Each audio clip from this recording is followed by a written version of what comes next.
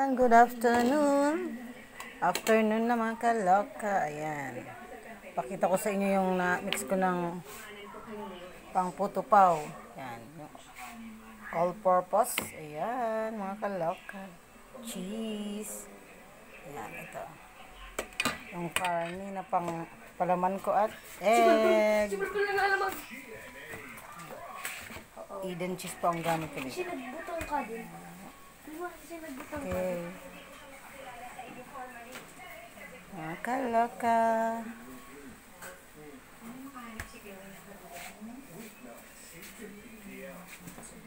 May order kasi sa akin. Yan. Gagawa ko ng putupaw. Yan, putupaw.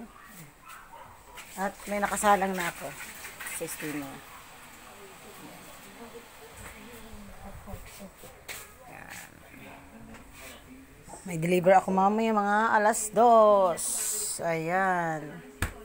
At ito, yung bilao ko para mamaya. Yan. Bilao. Yan. Cling wrap. Kailangan na din ng aluminum foil. At syempre, straw. Diba straw? Ayan. Ayan po yung mga ingredients ko sa aking putupaw. Ayan, mga kaloka. Ito yung giniling tong karne na pampalaman. Syempre, cheese, chik. Itlog maalat. Bye muna mga kaloka. Bye-bye.